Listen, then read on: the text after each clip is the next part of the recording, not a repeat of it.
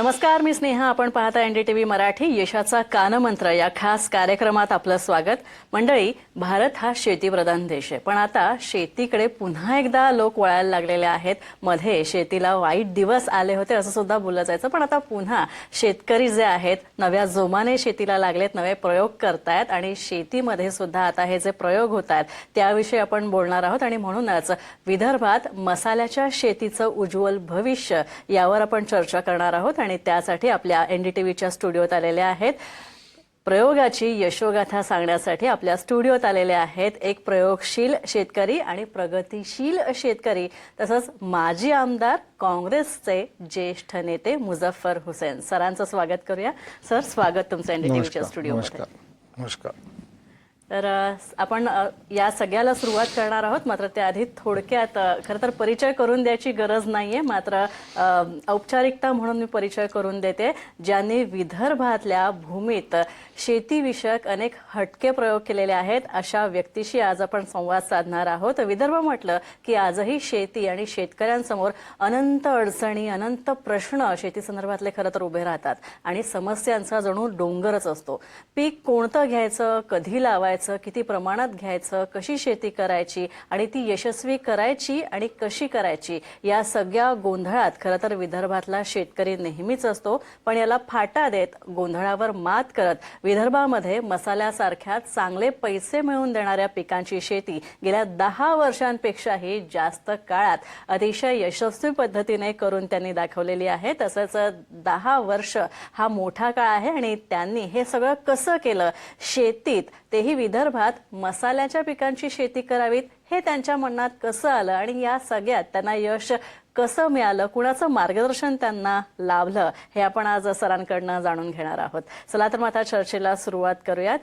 Sir, सगळ्यात महत्त्वाचं म्हणजे हल्ली शेती म्हटलं की निसर्गाचा लहरीपणा आलाच किंवा मग आणखी आसमानी सुलतानी सगळी संकटं आली, पण या सगळ्यावर मात करायची म्हणजे नेमकं काय करायचं आणि तुम्ही तुमच्या डोक्यात मुळात हे कसं आलं, मनात कसं आलं की आपण शेतकऱ्यांना पारंपरिक पिकांपेक्षा वेगळी पिकं घ्यावीत असं मार्गदर्शन करावं, किंवा हे कसं तुम्ही सगळ्याची सुरुवात कशी झाली? माझ्या लक्षात आलं की विदर्भातला विशेषतः शेतकरी, मी विदर्भातला आहे, अमरावतीतला आहे, आणि तिथल्या शेतकरीला जर मदत करायची असेल, मार्गदर्शन करायचं असेल, तर जो शेवटचा घटकाचा जो शेतकरी आहे, ज्याच्याकडे रिसोर्स कमी आहे, त्याच्याकडे होल्डिंग कमी आहे आणि जो कर्जबाजारी होऊन जातो आणि मग आत्महत्येच्या शिवाय त्याला पर्याय राहत नाही, त्या शेतकरीला कुठेतरी आपण एक वेगळी दिशा किंवा एक नवीन पर्याय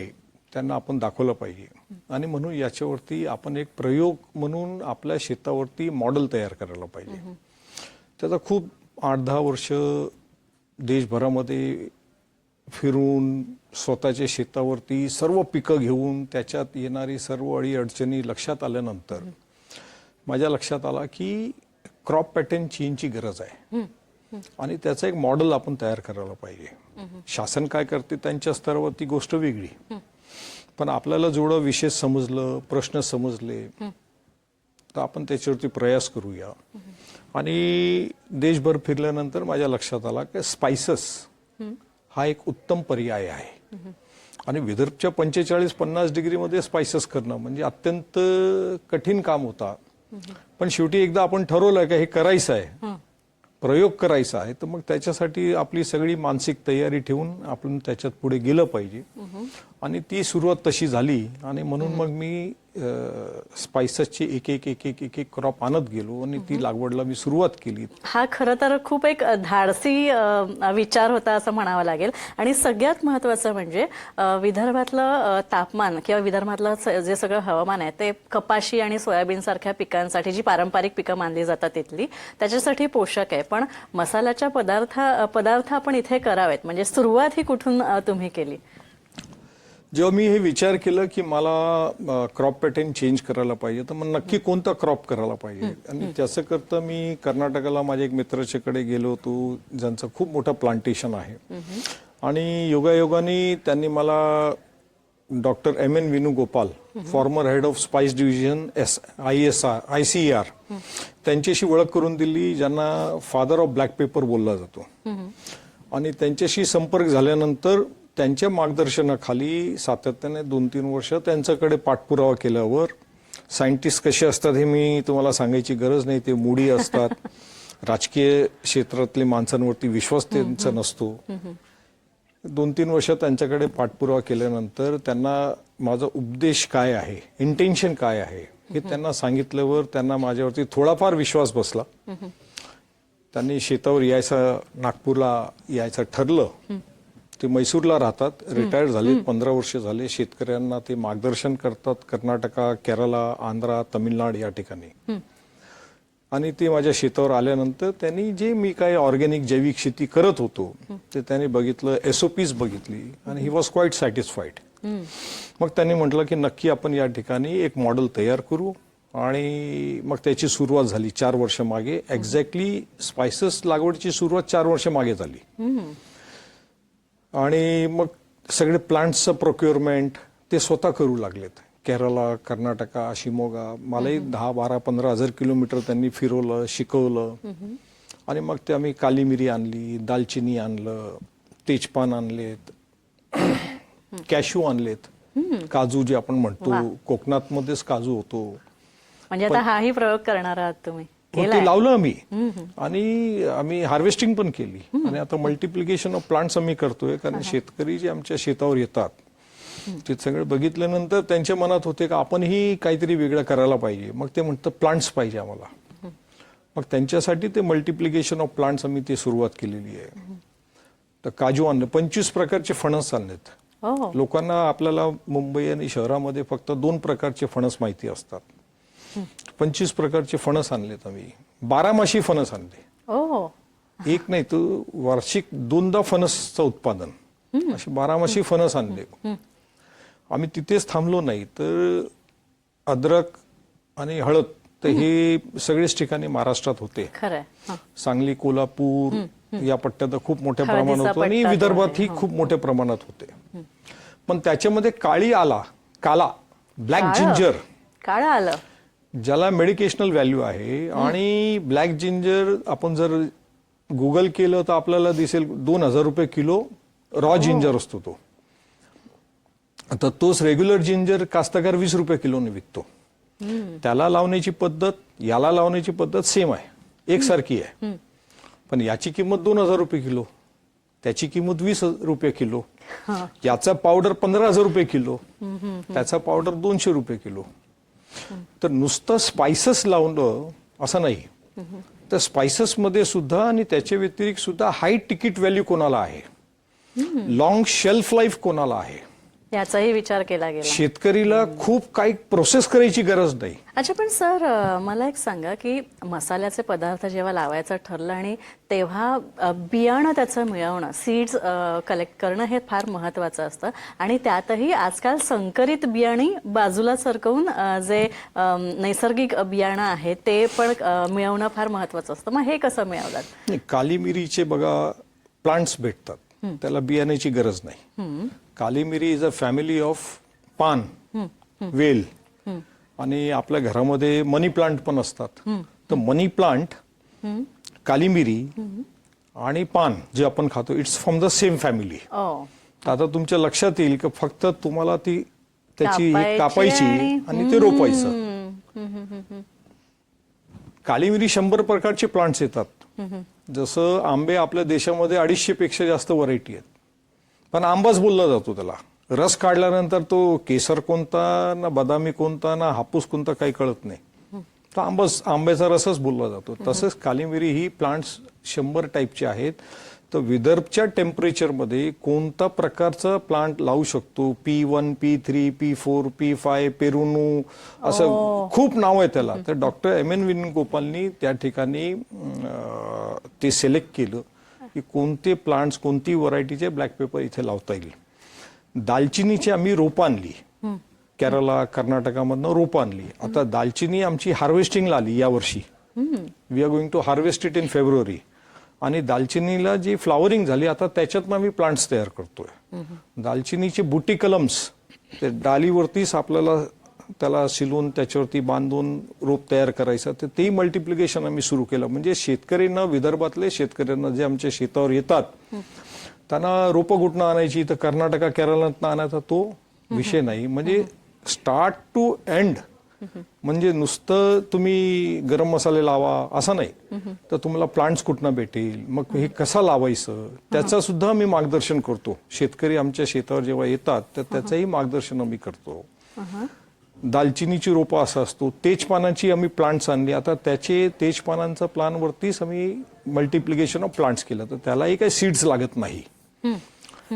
काजूचे जे प्लांट्स आणले आम्ही V3, V4, V5, V7, V9, आता त्याचे वी गॉट द क्रॉप, आता त्याचे प्लांट्सचं मल्टिप्लिकेशन आम्ही करतोय. फणसाचंही आम्ही तसंच करतोय.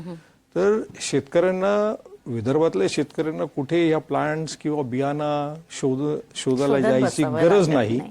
ते तिथेच बघू शकतात, येतात, बघतात, असं आहे तो. अच्छा, पण मला एक सांगा की या सगळ्यात काही अडचणी आल्या का? आणि विशेषतः मला वातावरणाविषयी जाणून घ्यायचं की विदर्भातलं जे वातावरण आहे ते मसाल्यांच्या पदार्थांचं उत्पादन घ्यायला किंवा मसाल्याचं उत्पादन घ्यायला, मसाल्याची पिकं उत्पादित करायला अनुकूल आहे का? आता तुम्ही खूप चांगला प्रश्न विचारला, कारण हे प्रत्येक जण हा प्रश्न विचारतो. अंग्रेज आपल्या देशात येऊन राहिले ना, मद्रासलाही गेले, कलकत्तालाही गेले, काश्मीरचा माणूस मद्रासलाही जाऊन व्यापार करतो. तर ह्युमन बॉडीला एक्लेमटाईज व्हायला 6 महिने लागतात. टोमॅटो हा आपला देशातला व्हेजिटेबल नाही, कॉलीफ्लॉवर आपल्याकडचं नाही, फ्रेंच बीन आपल्याकडचं नाही, पण हे हजारो परदेशातनं इथे आणलं, तो एक्लेमटाईज झाला आणि तो आज आपला झाला. तसंच आपल्याकडचे कावस आणि काफ ते ब्राझीलला गेले, गीर कावस, गीर गाय, आणि तिथे जाऊन ते इम्प्रोवाइज केलं आणि आज आपण बोलतो की ब्राझीलची गीर गाय खूप चांगली आहे. तर तसंच कोणत्याही प्लांट्सला एक्लेमटाईज व्हायला मिनिमम 18 महिने लागतात. So that is the period when you have to take care of the baby. The new born मूल आपल्या घरात झालं की आपण किती तयारी करतो. घरात येण्याच्या आधी झोळं, त्याला मालिश करणारी बाई, राहण्याची व्यवस्था, पूर्ण तयारी असते. तर प्लांटेशनसाठी सुद्धा तशी तयारी तुम्हाला करावी लागते की प्लांट्स एक राज्यातनं आलं किंवा ट्रान्सपोर्टेशन मध्ये आला तर त्याला ट्रान्सपोर्ट शॉक असतो. तर ते शॉकिंगसाठी त्याला 15-20 दिवस रेस्टिंग पिरियड असते. मग त्याला शेतात लावायचं असेल तर जमीन थंड झालेली पाहिजे. मग ते पावसाळ्याच्या एक पाऊस पडल्यानंतर लावायचा असतो. आणि मग जास्त थंड असलं तरी त्रास आहे. थंडीमध्ये तुम्हाला प्लांट्स लावता येत नाही. तर प्लांट्स लावायचं हा जो काल आहे ते जुलै ते ऑगस्ट, सप्टेंबर, maximum first week of October आहे. मग थंडमध्ये तर तुम्हाला स्पायसेसच्या प्लांटला तर अडचण नाही, पण उन्हाळ्यामध्ये मेजर जो आमचा टास्क होता 1.5 वर्ष, त्याला कसं करायचं. मग आम्ही काय लावलं तिथे, एरंडी, कॅस्टर हा गुड बॅक्टेरिया पण देतो. आपल्या पोटाला त्रास झाला की आपण कॅस्टर ऑइल घेतो आणि कॅस्टरची पानं, कॅस्टरचे बियाणं ते आम्ही दशपर्णीमध्ये पण वापरतो, शेतामध्ये पण वापरतो. तर ते कॅस्टर आम्ही त्याच्या आजूबाजूला लावले, त्याची थंडक ते आम्ही दिली. जागा सुपिकीत करण्यासाठी सुद्धा आम्ही कॅस्टर, ड्रमस्टिक्स, कारण ड्रमस्टिक्स जी आहे आपण शेंगा ज्या म्हणतो त्याची रूट्स नायट्रोजन फिक्सेशन करते. म्हणजे सगळं जैविक शेती, नॅचरल रिसोर्स वापरून ते त्या ठिकाणी केलं. त्याच्यामुळे जी स्पायसेस आम्ही इथे आणले प्लांट्स, त्यांना कोणतंही केमिकल फर्टिलायझर वापरला नाही. जे नॅचरल होतं ते केलं. आणि मग आम्ही सिल्वर ओकची झाडं आणली, सिल्वर ओक लावली. आफ्रिकन स्वीटेनिया महोगनी आणली, ते आफ्रिकन स्वीटेनिया महोगनी लावली. आता आपल्या देशामध्ये आफ्रिकन स्वीटेनिया महोगनीची खूप मोठ्या तादादमध्ये प्लांटेशन होत आहे.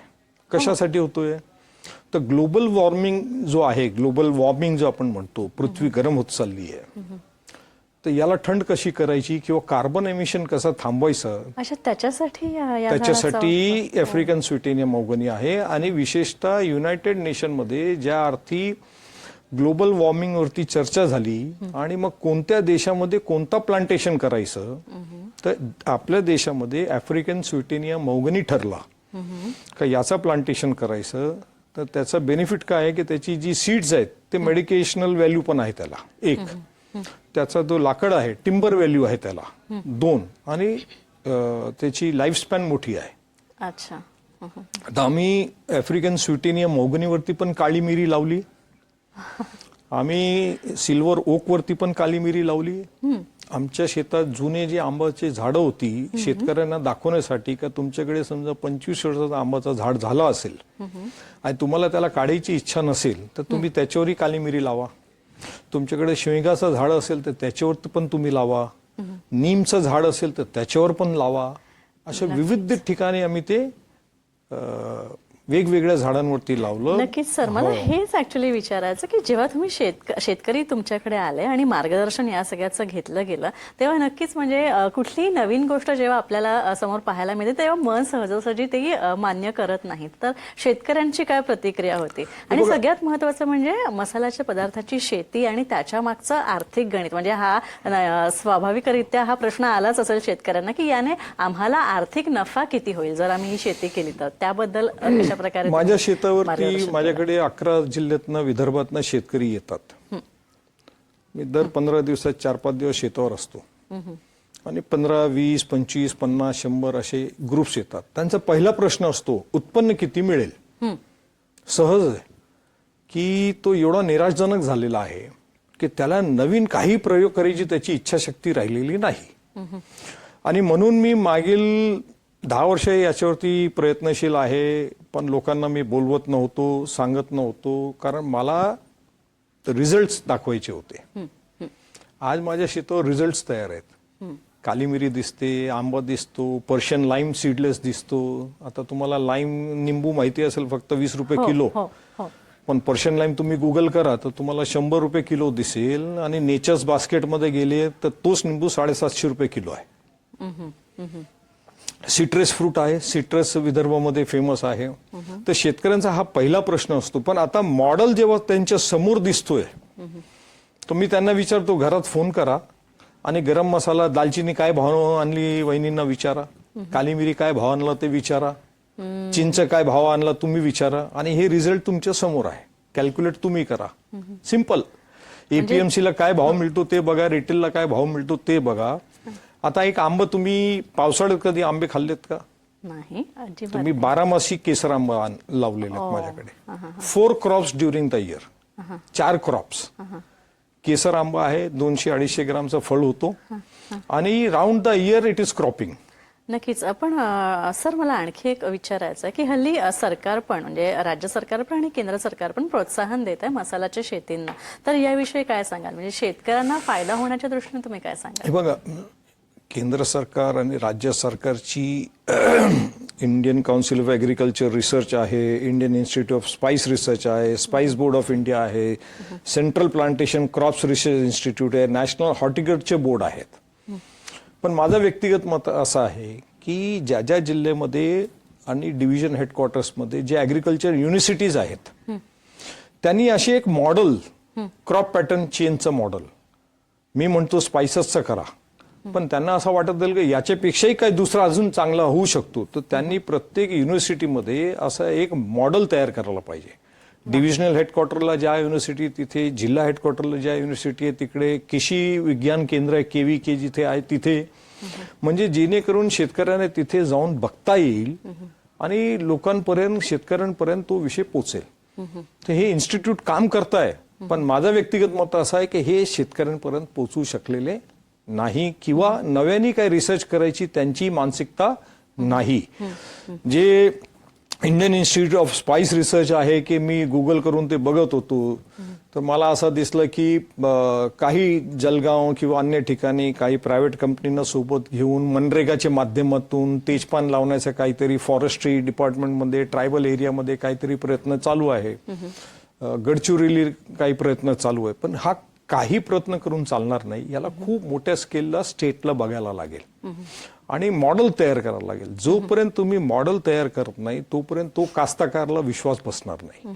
तो एवढा निराश झालेला आहे की त्याची मुलं आता शहरीकडे गेलीत, शहरामध्ये गेलीत, ते हाऊसकीपिंग सेक्युरिटीचे कामं करू लागलेत. त्यांचा वंश खराब झालाय. ते बिलकुल शेतीकडे जायला बघत नाही, कारण धानात शेती 25,000 रुपये कमवतो. नक्कीच. कास्तकारांचं ऊसाचा शेतकरी ₹1,00,000 मॅक्सिमम कमवत असेल, किंवा बागायतदार असेल, जुने खूप चांगले बागायत असेल तर ₹1,00,000-1,25,000, त्याच्यापेक्षा पुढे नाही. नक्कीच. जो मॉडेल मी तयार केलेला आहे, मी आजच्या घडीला शेतकऱ्यांना म्हणतो ₹2,00,000 एकर वार्षिक. तुझ्याकडे जेवढं पाणी आहे, एक गाय आहे, एक ढोर आहे, तू नवरा बायको दोघे शेतात स्वतः काम करतात, I am giving a model of 2 lakhs. पण actually that model is going to be more than 5 lakhs. एकच उदाहरण देतो मी तुम्हाला, की तुम्हाला फणस फक्त याचा माहिती असेल की ते फळ असतो किंवा स्नॅक्स असतो, पण फणसाचा लाकूड जो आहे तो टिकूडपेक्षा महाग आहे. त्याची पानं is a fodder for the life stocks. नक्कीच नक्कीच नक्कीच. तर आपण पाहिलं की श्री मुझफ्फर हुसेन आपल्यासोबत आले होते आणि सरांनी विदर्भात मसाल्याच्या पदार्थांची शेती जी आहे ती अत्यंत यशस्वीरित्या करून दाखवलेली आहे. तुम्हाला जर सुद्धा या प्रकारची शेती करायची असेल, प्रयोगशील आता आणायची असेल, प्रयोगशील बनवायची असेल आपली शेती आणि आपला व्यवसाय, तर नक्कीच तुम्ही सरांचं मार्गदर्शन घेऊ शकता. आणि त्यासाठी स्क्रीनवर जे संपर्क क्रमांक दिलेले आहेत, तसंच सरांची वेबसाईट सुद्धा दिलेली आहे, ईमेलद्वारे सुद्धा तुम्ही सरांना संपर्क साधू शकता आणि सर तुम्हाला नक्कीच शेतीविषयी योग्य ते इत्थंभूत मार्गदर्शन करतील. सर, तुम्ही एनडीटीव्हीच्या स्टुडिओत आला त्यासाठी खूप खूप आभार. धन्यवाद. नमस्कार. यानंतर यशाचा कानमंत्रमध्ये आपण इथेच थांबतोय. आपण पाहत राहा एनडीटीव्ही मराठी. नमस्कार.